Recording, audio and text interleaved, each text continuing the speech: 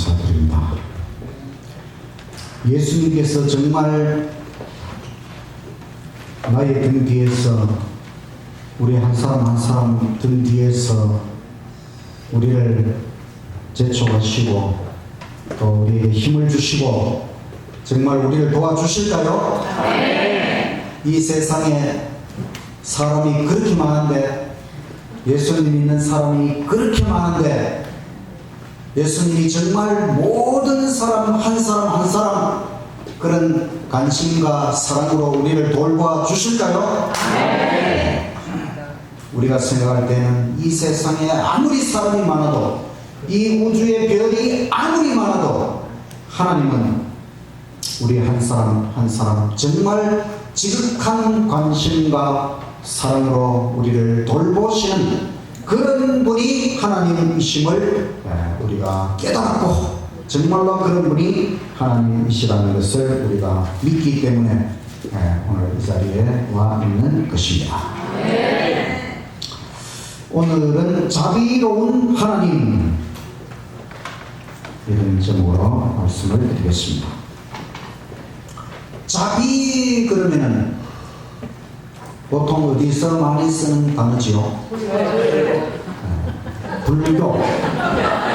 불교에서 자비, 자비로운 부처님, 대자, 대비, 그래가지고 이 자비에도 아주 대자를 2개나 더 붙여서 대자, 대비, 간생보살. 이 자자가 사랑자 또는 어머니자고, 비 그럴 때는 슬플 비 또는 마음 아파할 비. 어머니가 자식을 생각하는 그런 지극한 마음을 자비. 여기 불교에서는 부처도 많고 무슨 보살도 종류가 많은데, 이 관세음보살, 천수관음상이라 해서 이 팔이, 손이 1000개예요. 1000개. 그러니까 손이 1000개쯤 되는 그런 돌봄으로 이 사람들을 돌보아주는 천수관음상.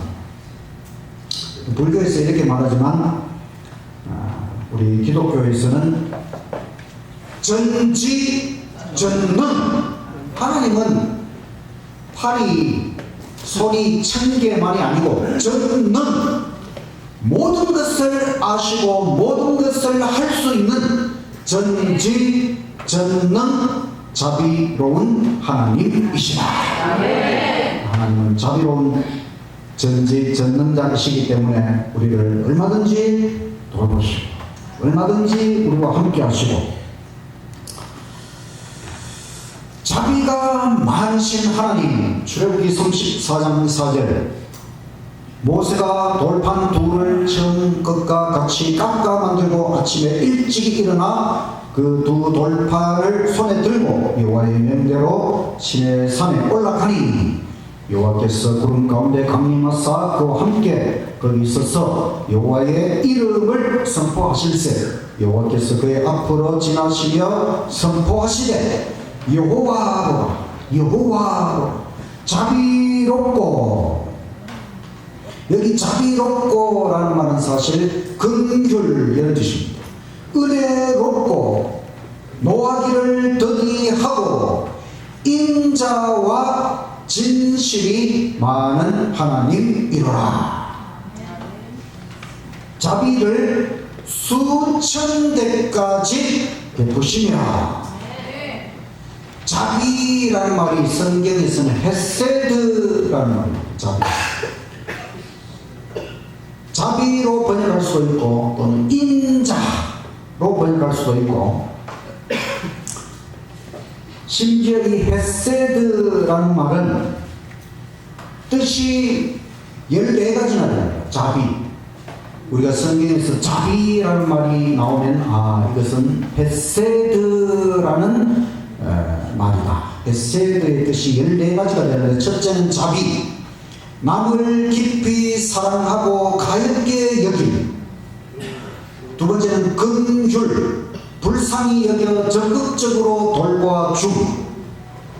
친절, 자기를 낮추어 아랫 사람에게 대하는 태도가 매우 정겹고 고분고분함. 친절. 인자. 마음이 어질고 자애로움. 인애. 어진 마음으로 사랑함. 또 사랑. 남을 돕고 이해하려는 마음. 은혜. 고맙게 베풀어주는 신세나 혜택. 은총. 높은 사람에게서 받는 특별한 은혜와 사랑. 동정. 남의 어려운 처지를 자기 일처럼 딱하고 가볍게 여김. 선함. 올바르고 착하여 도덕적 기준에 맞음. 호의. 친절한 마음씨. 선대. 친절하게 잘 대접함. 후대. 아주 잘 대접함. 성실. 정성스럽고 참됨. 자비.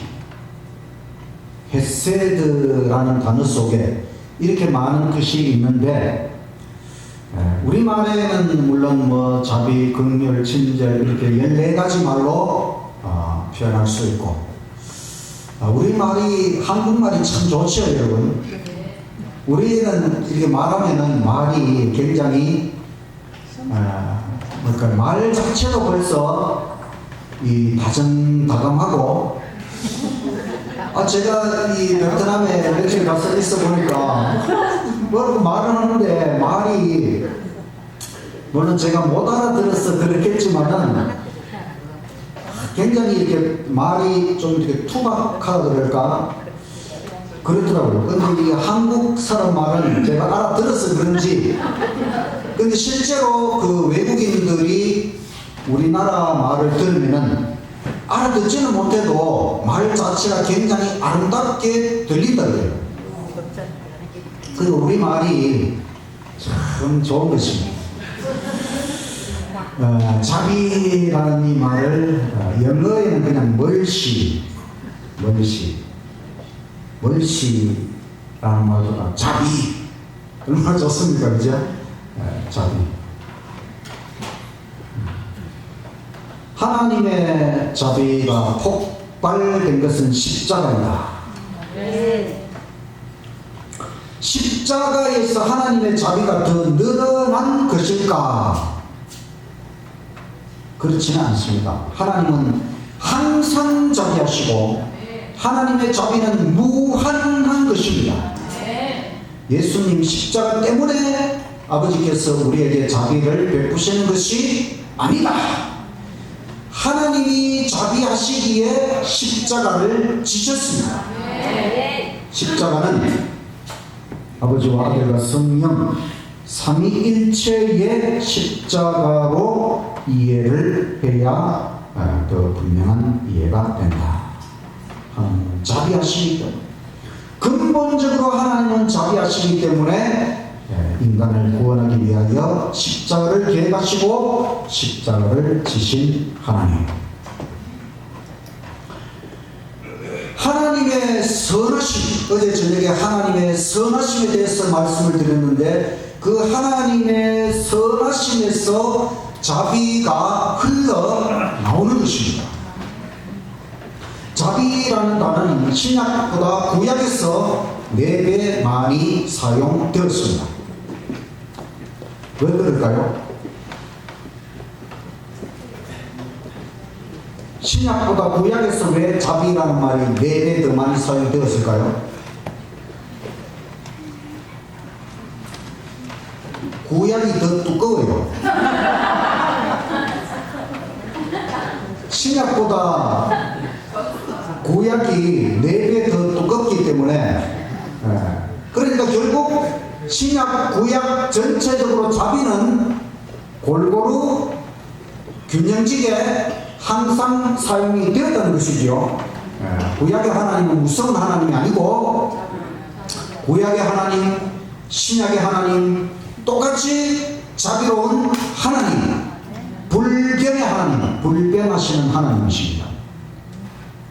하나님의 선하심은 자비의 원천이다. 선하신 하나님은 우리 창조물의 행복을 원하시고, 그래서 하나님은 우리 피조물들에게 복을 주지 않고는 견딜 수 없는 속성이 선하십니다. 하나님은 그 백성이 기쁨과 행복을 누리기를 원하신다. 이와 같은 하나님의 선하심에서 자비가 흘러나오는 것이다. 그래서 하나님은 선하시기 때문에 또한 자비를 우리에게 베풀어 주신다. 예레미야 애가 3장 22절. 예레미야 애가는 언제 기록된지 여러분 생각나시죠?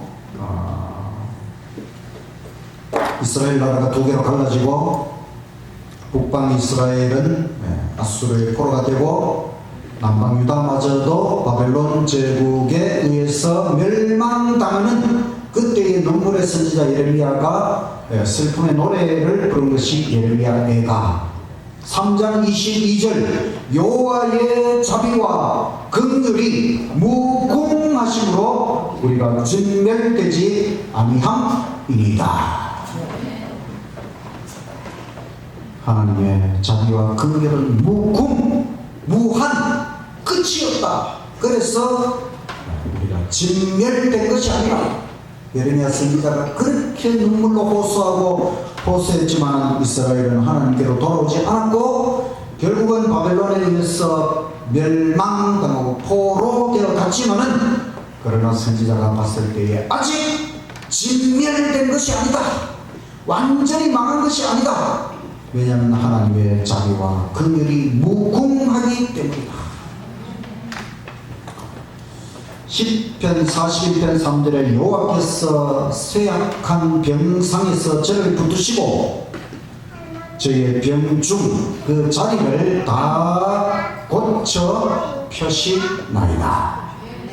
하나님은 우리의 병상에, 우리가 쇠약하여 병상에 있을 때에 그 병상에서도 우리를 붙들어 주시고, 또 우리의 자리를 다 고쳐. 사람이 아프면 왜 침대에 누워야 되느냐? 자기 몸을 지탱할 수 없을 정도로 그렇게 매우 아프니까 자기 자리도 고쳐 펼 수 없을 정도로 아플 때에, 그 침대에 누워 있을 때에 여호와께서 붙들어 주신다. 내가 아플 때에 하나님도 아파하시고, 내가 고난당할 때에 하나님도 나와 함께 고난당하시고, 하나님은 우리의 모든 삶 속에 언제나 함께 하시는 하나님 맞습니까? 아이들을 키울 때에 아이들이 자주 아프잖아요. 그럼 저희 집사람이 이런 말을 해요. 차라리 내가 아팠으면 좋겠다. 그 아이들의 아픔을 그 어머니가 견디지 못하고 내가 아팠으면 좋겠다.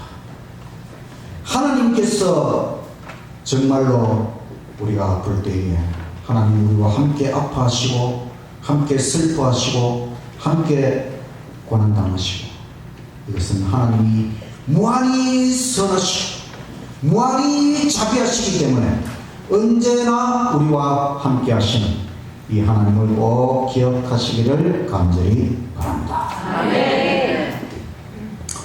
자비와 관계된 여러 하나님의 속성들이 있습니다. 선하심, 하나님의 선하심은 자비의 원천이다. 자비를 말할 때에 공의, 우리는 자비와 공의를 합쳐서 사랑이라. 하나님께는 자비와 공의가 단일화되어 있다. 우리 인간에게는 이게 단일화되기가 어렵습니다. 왜냐? 자식에게는 자비롭고 다른 사람에게는 공의롭잖아요. 그러니까 우리 인간은 자비와 공의가 균형을 이루기가 어려워요, 우리 인간은. 그 반대로 하자는 우리는 거죠. 하나님은 자비와 공의가 합쳐서 단일화, 그 사랑, 은혜라는 하나님의 속성이 있습니다. 제가 다음 하나님의 속성에 대한 은혜에 대하여 설교를 할 텐데, 다음 화요일 날 설교가 은혜. 자비의 최상급 표현이 은혜. 오늘 교과에서도 은혜, 하나님의 은혜, 예수 그리스도의 은혜가 하나님 복음의 신비, 그 비밀 가운데 넘쳐나는 하나님의 은혜. 또 하나님은 생명이신 하나님. 자비라고 하는 것은 생명체로부터 흘러나오는 것입니다. 또 하나님은 인격, 하나님은 신격체, 삼위일체. 자비는 인격체로부터 흘러나오는 것이다. 인간과 영원히 공존하시는 하나님, 우리에게 무한하고 영원한 자비와 친절을 베푸시는 창조주 하나님. 그래서 자비를 여러 가지 하나님의 다른 속성들과 함께 생각하면 자비에 대하여 더 깊은 이해를 할 수가 있습니다. 자식을 불쌍히 여기는 아비의 마음, 시편 103편 13절, 아비가 자식을 불쌍히 여긴 같이 여호와께서 자기를 경외하는 자를 불쌍히 여기시나니. 아비는 자식보다 먼저 인생을 살았기 때문에 인생을 아는 것이죠. 그래서 이 자식을 낳고도 한편으로는 자식을 낳아서 기쁘지만, 이 자식을 또 자식이 인생을, 그 힘든 인생을 살아가야 된다고 하는 것을 생각할 때에 불쌍한 마음도 들지요. 이해하십니까, 여러분? 제가 영남 삼육 중학교에 입학을 하고, 저희 집은 안동이고, 영남 삼육 중학교는 대구 밑에 경산이 있어요. 그때는 이제 교통수단이 기차를 타고 가면 2시간, 버스를 타고 가면 1시간 타고 가서 2시간 타고 가서 또 시내버스를 타고 대구에서 또 경산까지 가야 되고. 근데 가격이 기차가 좀 더 저렴했어요. 그래가지고 이제 저희 아버지하고 저하고 이제 입학식을 위해서 아버지하고 저하고 이제 학교에 갔습니다. 저는 이제 기숙사에 들어가서 기숙사 생활하고 이제 하룻밤 같이 자고, 그 다음에 이제 입학식하고 이제 아버지는 이제 안동으로 돌아가시는데, 그 경산에서 하양읍까지 버스를, 시내버스를 타고 갔어. 그 다음 이제 하양에서 기차를 타고, 그 기차를 타면은 이제 그 기차가 저 영천으로 갔다가, 그 다음에 영천에서 다시 부산에서 올라오는 중앙선으로 바뀌어가지고 이제 안동까지 올라가게 됩니다.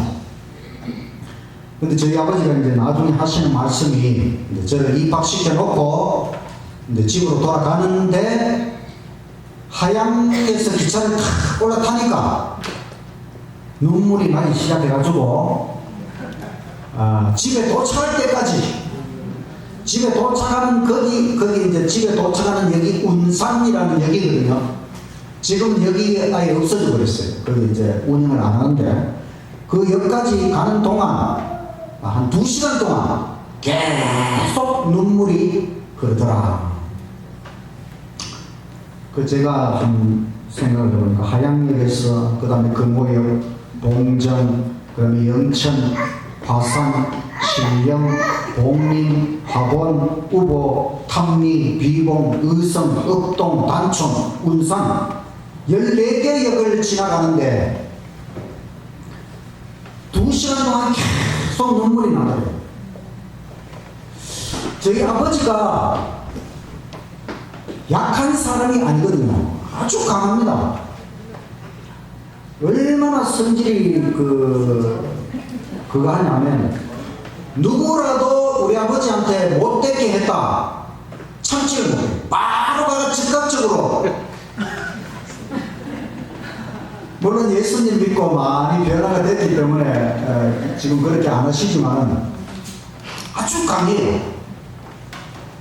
그런데 저희 아버지가 그때는 뭐 저를 이제 중학교 입학시켜도 그때 나이가 한 제가 13살이고 한 30대 후반 그 정도밖에, 저희 아버지는 그 정도 나이밖에 안 됐는데 23살에 이제 결혼했으니까.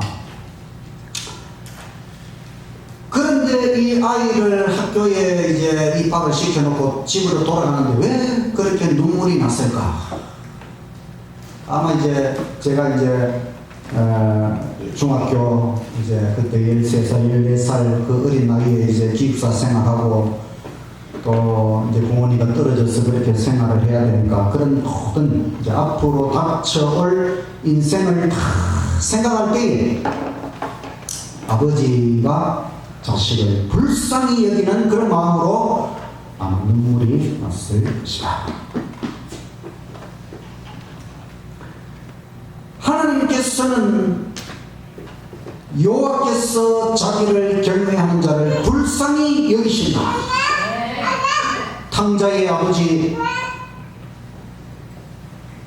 아들이 집을 나갔지만은 그 아버지는 아들을 잊을 수가 없지요. 집을 떠나간 그 순간부터 이놈의 자식 감히 나를 배반하고 떠나가다니, 이렇게 생각하는 아버지가 아니라 이놈이 지금은 몰랐어 아버지 곁을 떠나가지만은 얼마나 많이 인생에서 고생을 하고 결국은 아버지 품으로 돌아올 것이라고 하는 것을 아는 것이 아버지이지.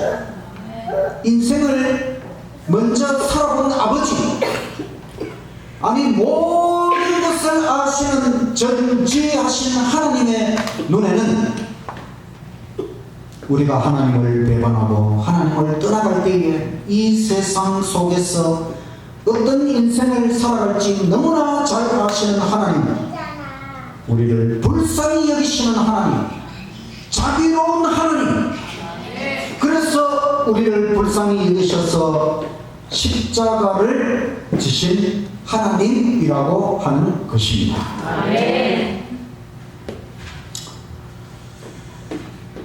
니느웨에 대한 하나님의 자비. 니느웨는 요나 선지자는 북방 이스라엘에서 활동했던 선지자입니다. 북방 이스라엘을 멸망시키는 나라가 아수르입니다. 그 아수르의 수도 니느웨에 가서 복음을 전하라고 하니까 요나는 가기가 싫었어요. 하나님, 지금 이 아수르 나라가 그동안 얼마나 우리나라를 괴롭히고 우리 동포들을 괴롭혔는데 그 나라에 가서 복음을 전하라고 하니까 요나는 이 하나님의 왜 나한테 그런 일을 시키는지 이해가 안 되는 거죠. 그러니까 도망을 갔습니다.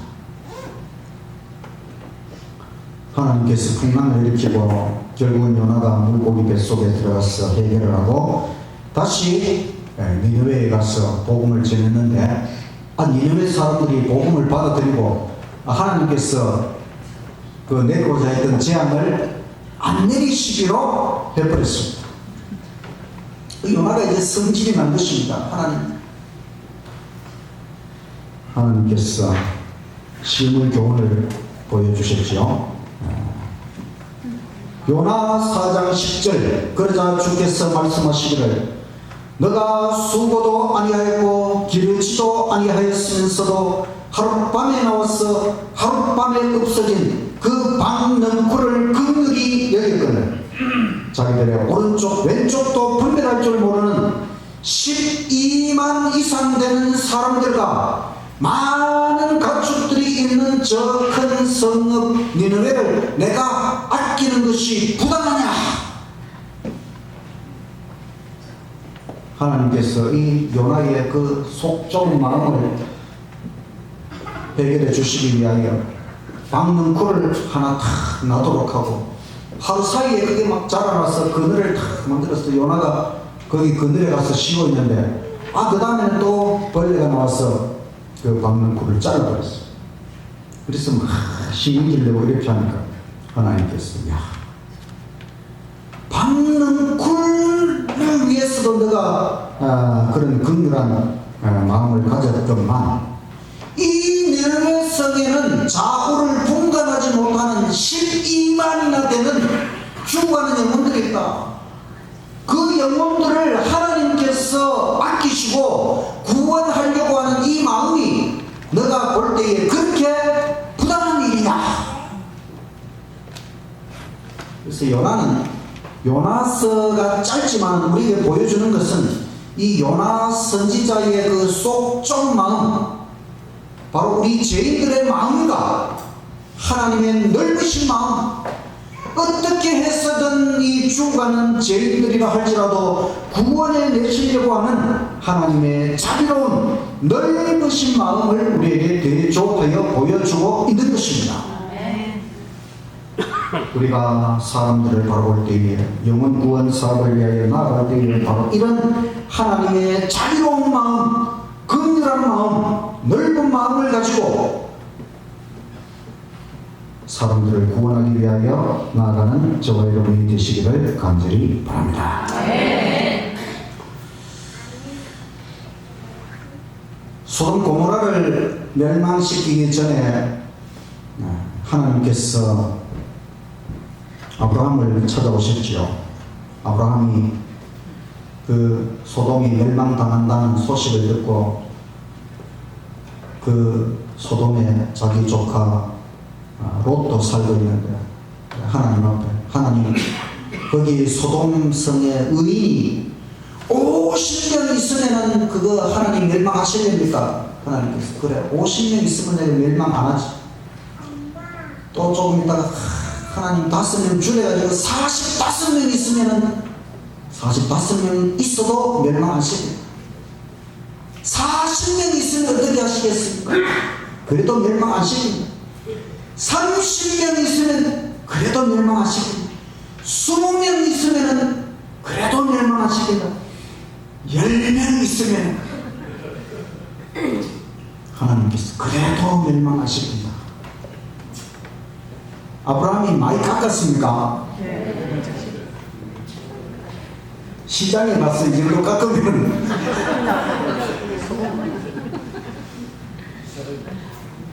만약에 아브라함이 10명에서 한 번 더 깎았어, 그러면 하나님 한 명만 있으면 어떻게 하시겠습니까? 사실은 소돔 고모라의 의인이 한 명도 없었습니다. 주님께서 한 사람을 위해서라도 십자가를 지셨을까? 구원받는 사람이 한 명이라면은 아담부터 시작해서 지금까지 살아있는 사람 중에 단 한 명만 구원받는다 할지라도 예수님께서 이 땅에 오셔서 십자가를 지셨을까? 여러분 어떻게 생각하십니까?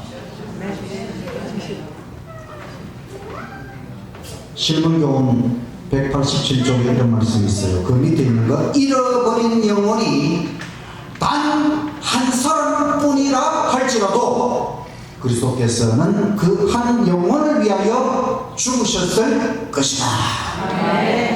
한 사람을 위해서라도 예수님은 십자가를 지셨을 것이고, 그 다음에 실물교훈 150쪽에는 이 지구는 하나님이 주관하시는 광대한 우주에 비해서 지극히 작은 한계에 왜 불과하다? 원자. 제가 예전에 설교 때 그런 말씀 많이 드렸잖아요. 이 지구는 이 우주 전체로 보면 모래 하늘에 불과하다, 이런 말씀 많이 드렸죠. 왜냐하면 이 우주에 있는 별의 숫자하고 이 지구상에 있는 모래 아래의 숫자하고 비슷하거든요. 제가 계산을 다 해봤어요. 그러니 모래 하늘 같은 것이 모래알처럼 많은 이 별들이 있는데 그 중에 하나의 별이 이 지구인데, 그럼 지구는 이 우주 전체로 봤을 때는 모래 하나에 불과한 것이다, 이런 설교를 제가 많이 들었어요. 그런데 실물 교훈에 있는 말씀은 모래 하나이 아니고 이 지구는 한 개의 원자에 불과. 원자는 물질을 쪼개면 마지막에 남는 게 원자거든요. 원자. 그 우리 눈에 보이지도 않아요. 모래는 그래도 우리 눈에 보이잖아요. 모래 하나. 근데 사실은 이 지구가 이 넓은 광대한 우주에 비하면 그저 한 개의 원자에 불과한, 눈에 보이지도 않는 것이 이 지구지만은, 하나님께서 이 지구를 구원하시기 위하여 예수님 이 땅에 오셔서 십자가를 지셨다고 하는 것입니다. 이 지구 우주 끝에 가서 보면 없는 것처럼 보입니다. 정말 원자 하나에 불과한 이 지구에 구원받는 사람이 한 명뿐이라 할지라도 예수님께서 십자가를 지셨을 것이다. 이렇게 자비로우신 하나님을 진실로 사랑하게 되시기를 간절히 바랍니다. 이 세상을 구할 수 있는 마음,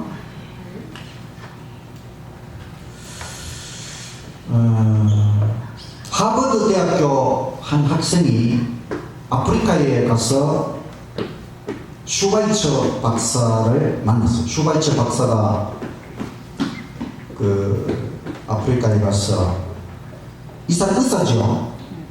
그래서 이 아프리카에 봉사활동을 하는데 이 하버드 대학 학생이 슈바이처 박사를 만나가지고 뭔가 좀 인생의 큰 깨달음을 얻어야 되겠다 이렇게 생각하고 자기가 그 슈바이처 박사를 만나러 갔거든요.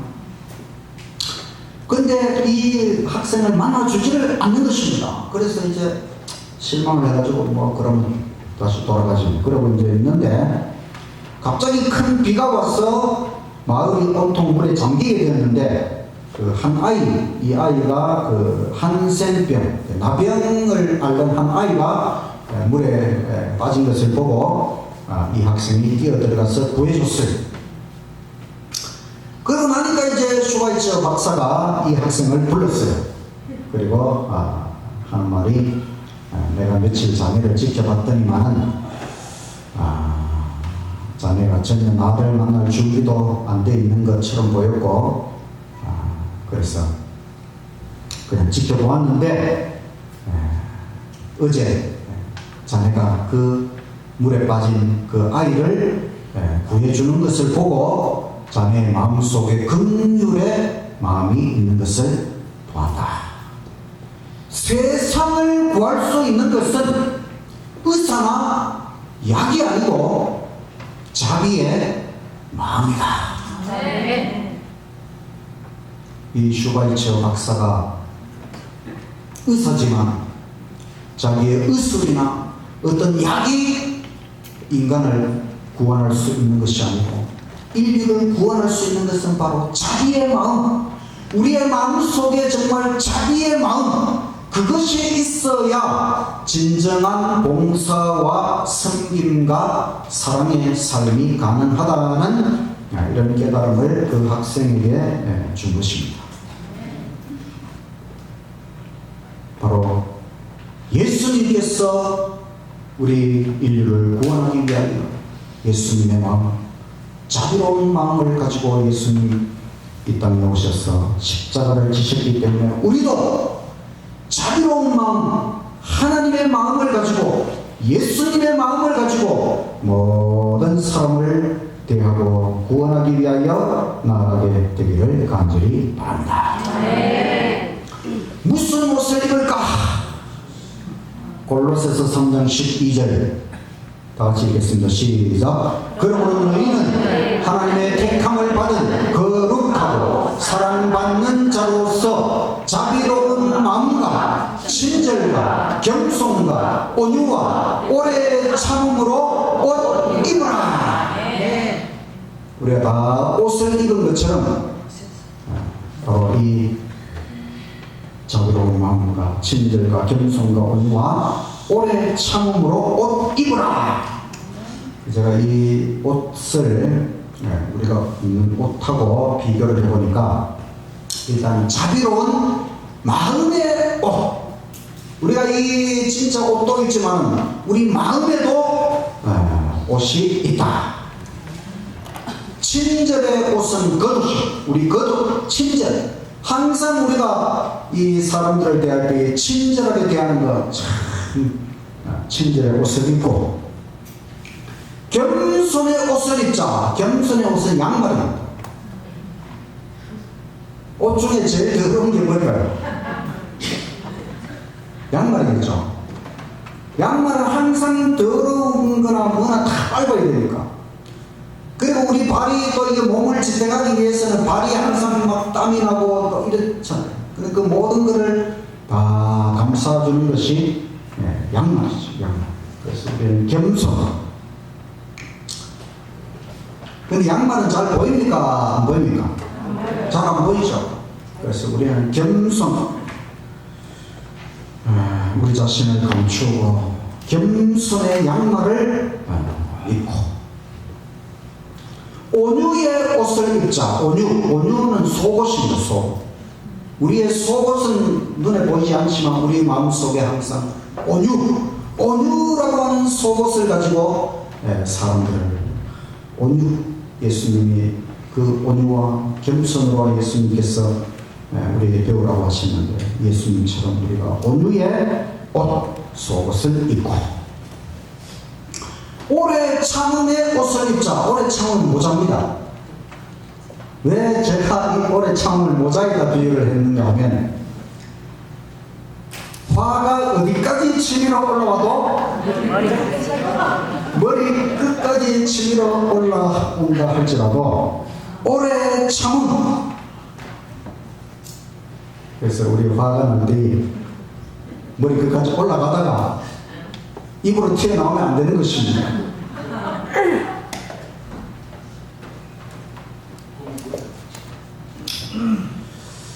이렇게 우리가 자비로운 마음, 친절의 옷, 겸손의 옷, 온유의 옷, 오래 참음의 옷 이런 것을 입고 살아가면 우리가 얼마나 더 아름답고 의미 있는 인생이 될 것인가.